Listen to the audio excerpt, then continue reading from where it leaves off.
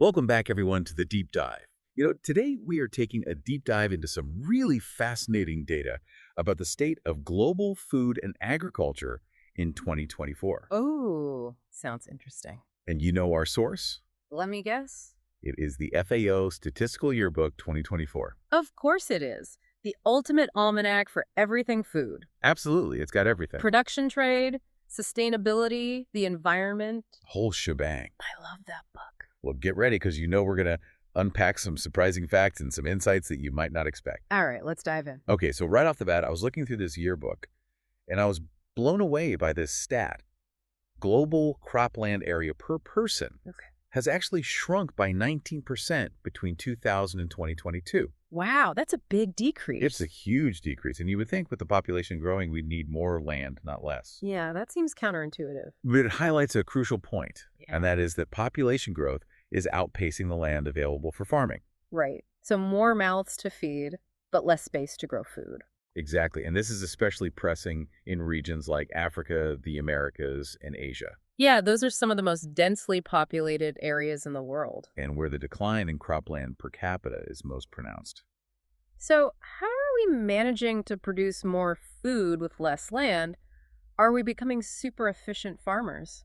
That's a great question, and it seems like efficiency is a big part of the story. Makes sense. We're probably getting better at squeezing more out of every acre. Right. Take, for example, Kazakhstan, Australia, and Canada. Okay. They actually have the highest cropland area per person, but even there There's a limit are limits, to how much you can push the land. right? And it makes you wonder how sustainable this intensification is in the long run. That's a good point. And speaking of sustainability, I'm guessing water plays a big role in this whole equation. Oh, absolutely. Water's kind of the unsung hero and sometimes the villain of agriculture. Interesting. How so? Well, agriculture guzzles up roughly 74% of global water withdrawals. 74%. That's a staggering amount. Mhm. No wonder we keep hearing about water stress. Yeah, that's exactly it. What is water stress exactly? Water stress basically means that we're using water faster than nature can replenish it. Oh, okay. It's a huge concern, and this is happening in regions like Western and Central Asia, Northern Africa, and get this, Yeah. parts of North America are feeling the pinch too. North America. Really? I guess I hadn't thought about that before. Yeah, it's more widespread than people realize. Do you have any specific examples that really illustrate this water stress issue? Yeah, think about countries like Kuwait, the UAE, or Saudi Arabia. Okay. They're withdrawing way more water than their renewable sources can handle. Oh, wow. So they have to rely on non-renewable sources, which are obviously finite, Right. kind of a ticking time bomb. Yeah, that's a serious wake-up call. Definitely. I mean, it really highlights how crucial it is to manage those water resources carefully, especially in agriculture. Couldn't agree more. So let's switch gears for a second, zoom in on the crops themselves. Okay.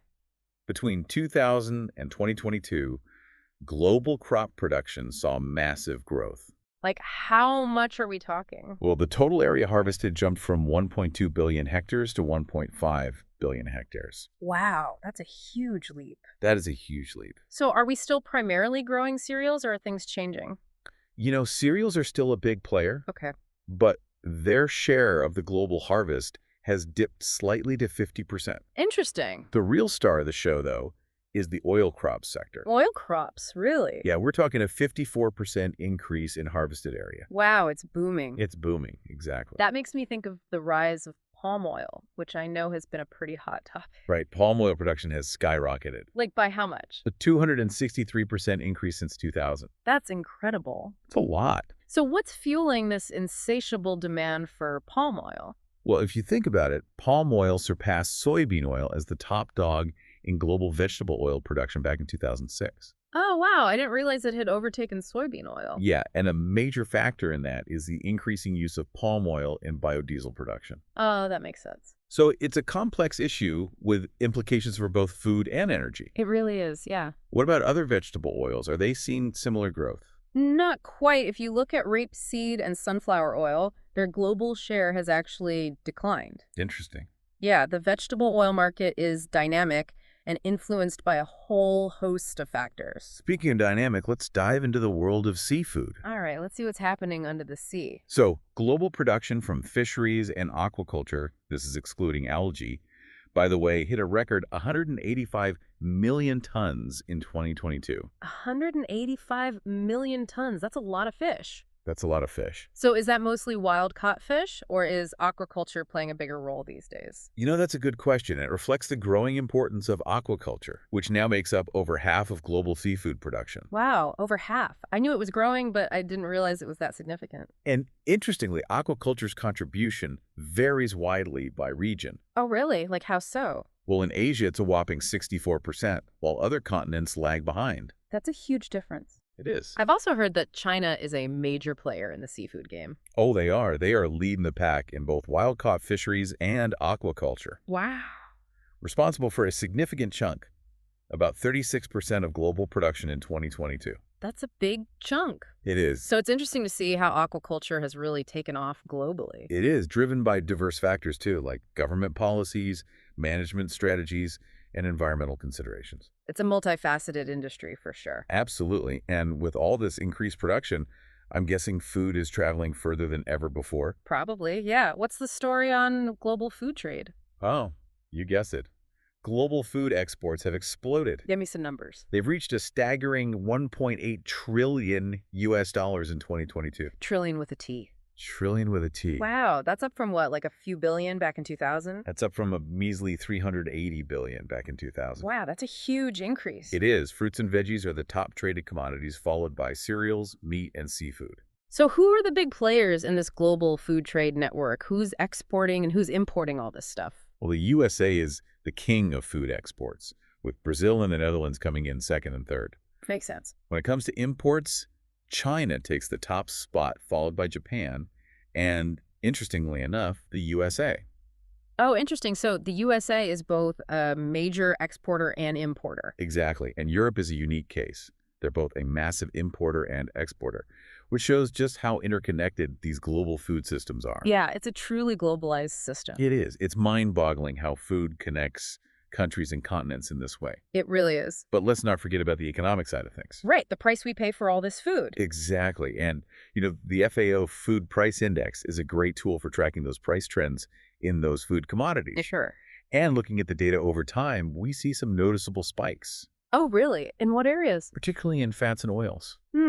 Interesting. And global events like the COVID-19 pandemic and those geopolitical tensions have definitely played a role in these price swings. Yeah, it makes sense that those events would disrupt supply chains and affect prices. It's a stark reminder that the cost of food is influenced by so many factors beyond our control. Absolutely. Sometimes it feels like we're at the mercy of global events. Speaking of sobering realities, the report also shines a light on the issue of food security. Yeah, that's always a critical concern. And global hunger levels have seen a concerning rise since 2019. That's worrying to hear. Despite all the progress we've made, hunger is still a major challenge. It is, and the prevalence of undernourishment is a key indicator here. The PO, right? The PU, and the picture it paints isn't pretty. What does the data tell us? Well, in 2023, the PU hit a worrisome 9.1%, Wow, exceeding pre-pandemic levels. exceeding pre-pandemic levels. So despite all the advancements in agriculture, hunger is still a major challenge. Sadly, yes, and the burden of hunger isn't distributed equally. Of course not. Where are the highest levels of undernourishment? Africa carries the heaviest load, followed by Asia. That's heartbreaking. It is, and Latin America and the Caribbean have seen some improvements, but their undernourishment levels are still higher than they were in 2019. So there's still a long way to go in the fight against hunger. Absolutely, and it's clear that tackling food insecurity requires a multifaceted approach, Yeah. taking into account those regional differences and the underlying causes. No one-size-fits-all solution. No one-size-fits-all solution. And we can't forget about the environmental cost of feeding the world. We can't. Agriculture is a major contributor to global greenhouse gas emissions, isn't it?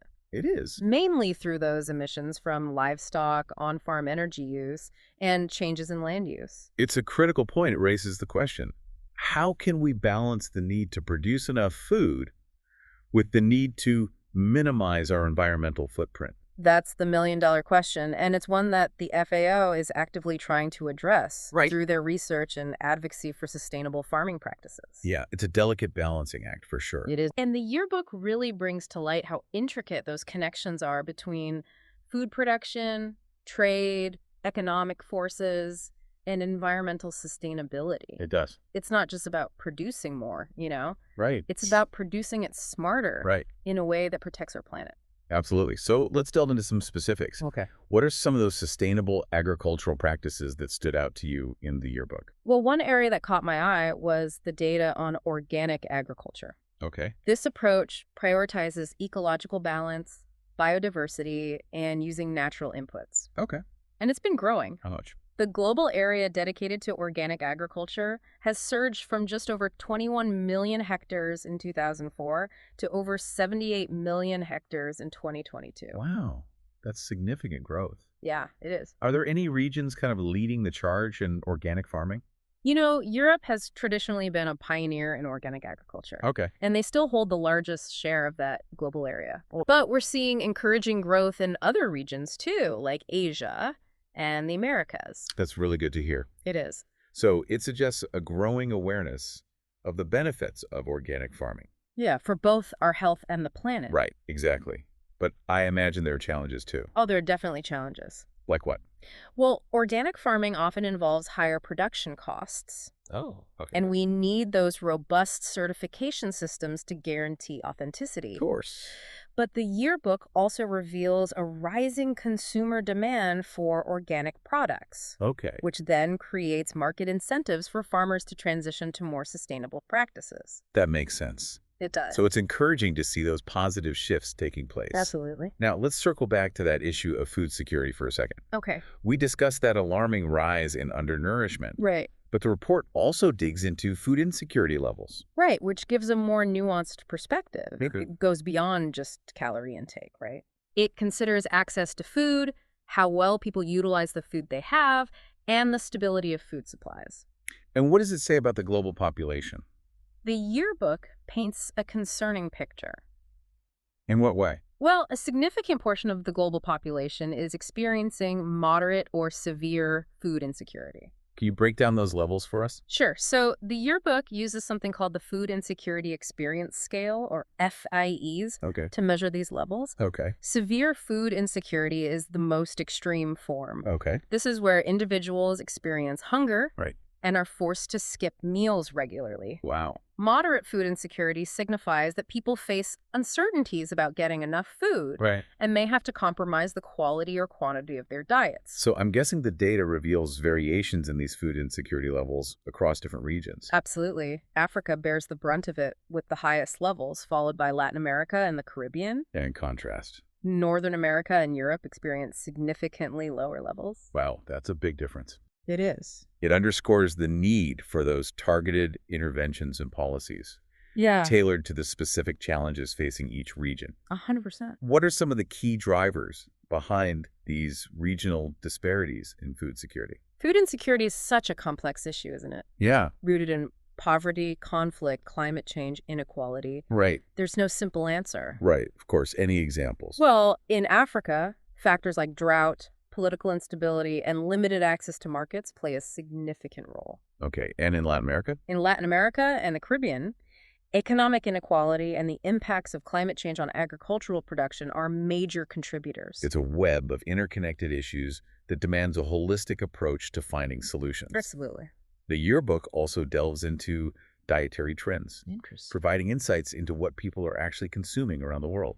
I'm curious to hear about that. What are people eating? Well, globally, we're seeing an increase in the consumption of animal-sourced foods, particularly in Asia. Oh, interesting. And this is linked to rising incomes and urbanization. Makes sense. As people have more disposable income, they tend to diversify their diets. Right. And what about the nutritional implications of these changing diets? Well, the shift toward more animal-sourced foods can be a double-edged sword. Interesting.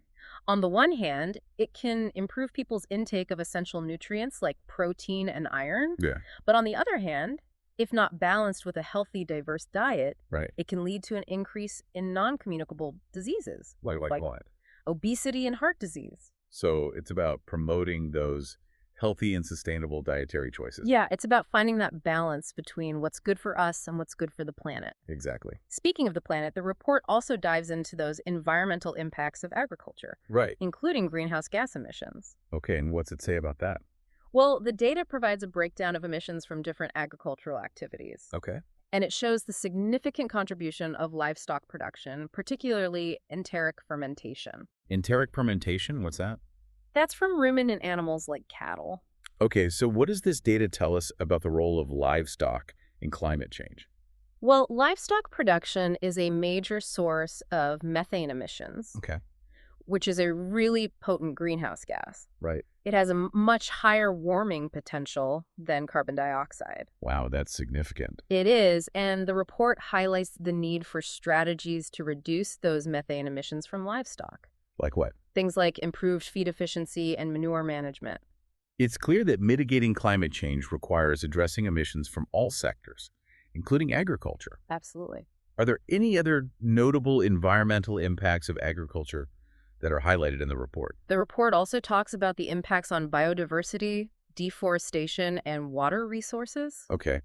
And it really emphasizes the importance of adopting those sustainable practices that minimize these negative impacts. It's a call to action for farmers, policymakers, and consumers to work together to create a more sustainable and resilient food system. And it definitely is, yeah. It is. And you know, the data in the yearbook is such a powerful tool for understanding the challenges and opportunities Aegis. that we face in feeding a growing world while protecting our planet.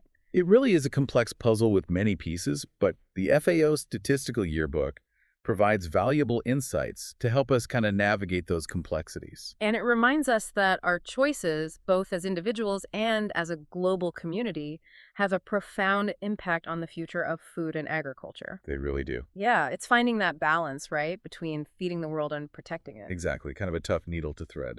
It is, and I think the yearbook really does a good job of laying out the complexity of these issues. It does. It really does. It's not just black and white. There are a lot of shades of gray. So true. And, in addition to those environmental impacts, I noticed a section in the yearbook on pesticide use. Oh, yeah, that's a big one. And I'd love to hear your insights on this data. Sure. So pesticide use is a complex and often contentious issue, right?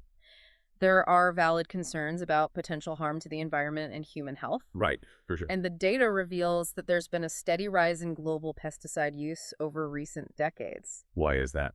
Well, it's partly driven by the intensification of agriculture. Okay. The need to protect crops from pests and diseases. Makes sense. The more we grow, the more we need to protect. Exactly. And as we kind of touched on earlier, the key is to shift towards more sustainable approaches to pest management. Right. Like what? Well, the yearbook highlights the importance of integrated pest management, Okay. which combines a variety of strategies to minimize our reliance on pesticides. Like what kind of strategies? Well, things like biological control, crop rotation, using pest-resistant crop varieties. So it's not about eliminating pesticides entirely. Not necessarily. It's about finding that sweet spot, right? Yeah. Where we can protect crops without overloading the environment with chemicals. Makes sense. And what about fertilizers? Oh, fertilizers are another big one. I know they're essential for boosting those crop yields, but I imagine they also have their own set of environmental baggage. You're spot on. Fertilizer use, especially nitrogen-based fertilizers, has played a major role in boosting agricultural productivity. Right. But, like anything else, overuse or inefficient application can lead to problems. Such as? Things like nutrient runoff into waterways, which can then trigger harmful algal blooms and even create dead zones. The dead zones. Yeah, where marine life just struggles to survive. Wow, that's pretty serious. It is. It really highlights the importance of those nutrient management practices. Like what?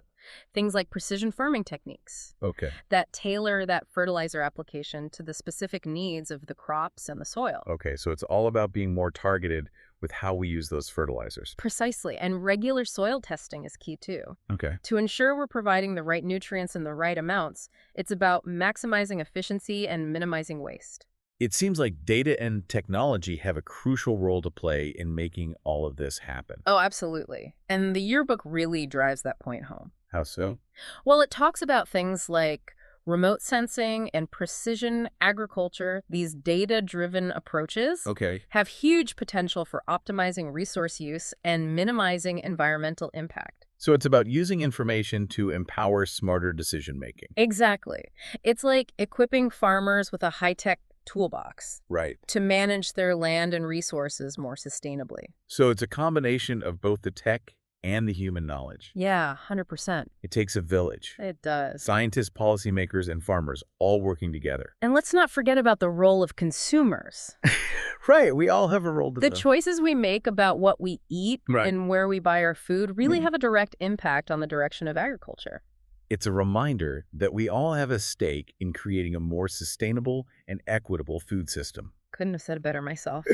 Well, this deep dive into the FAO Statistical Yearbook has really been an eye-opener. It has. It paints such a vivid picture It does. of the complexities The good, the bad, the ugly. of feeding a growing global population, those challenges we face, and really the exciting opportunities for positive change. It's hopeful, right? Like there are solutions out there. There are. It's not all doom and gloom. Not all doom and gloom. We can make a difference. Exactly. And it's a wake-up call that the decisions we make today, both individually and collectively, will shape the future of food and agriculture. 100%. Our choices matter. They really do. And the more informed we are, The better. the better equipped we'll be to make those choices wisely. Absolutely. Knowledge is power. Knowledge is power. So as we wrap up this deep dive, I want to leave you with a question to ponder. Okay, shit. Given everything we've explored today, what steps can you take, no matter how small, to contribute to a more sustainable and just food system? Think about your food choices, your support for those local farmers, or even advocating for policies that promote sustainable agriculture. All great ideas. Every action, no matter how small, can make a difference. The ripple effect, right? The ripple effect. And if you're hungry for more knowledge, I love that. I highly encourage you to dive into the FAO Statistical Yearbook 2024 yourself. It's a treasure trove of fascinating data and insights. I second that. Until next time, happy exploring.